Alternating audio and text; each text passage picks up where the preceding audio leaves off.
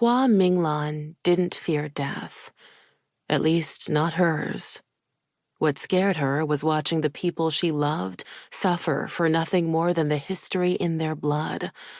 Because as descendants of the last dragon lords of Piao, the Minglans had dragon blood. The capital city wasn't a welcome place for anyone suspected of harboring the ancient power inside them. No dragon had been seen in Piao in 100 years, yet the legends called their blood royal. It was said those with dragon blood were fit to sit on the emperor's gilded throne. It was also a death sentence. The Wei dynasty had ruled Piao for many generations, and it was the emperor's duty to hunt down any threat to his power, which brought them to the Festival of the Dragon, a celebration that hadn't existed in more than 5 years, not since the last round of executions took place under the stars with paper dragons dancing through the square. Her father tightened his grip on her arm as they entered the city on foot and dropped his voice. "You must be prepared, Hua. It is never a good thing for anyone to be called to the Dragon Festival." After receiving a summons from the emperor, her father packed Hua and her mother up, and the 3 of them made the 5-day journey from Zhouchang to Dasha, leaving her little brother and grandmother behind. Running a hand down her side, Hua felt for the dagger her father insisted she hide beneath the folds of her silk robe. The feel of the curved hilt gave her some sense of calm, of peace. Hua Minglan wasn't like normal girls. Most girls her age spent their time painting their faces and dreaming of the husbands their fathers would choose for them. Hua preferred traipsing through the woods with a bow on her back. She'd trained in weapons since she was young, because her father wanted her to be able to protect herself no matter who came for her. Unlike her older sister Luna, who'd refused to be anything other than the perfect Piao woman. When the new emperor chose her for one of his consorts, she'd basked in the honor. Their mother gushed about the opportunity.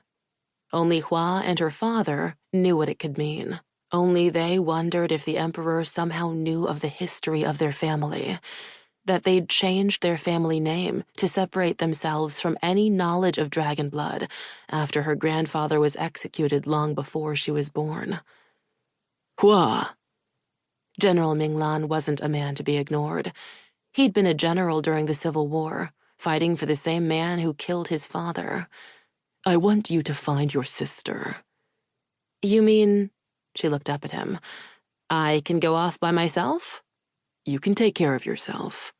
"No," her mother cut in. "It isn't proper for a young lady to be unaccompanied." "Fa," her father sighed. "Hua is capable. She can bring Luna into the open where we may be allowed to speak with her.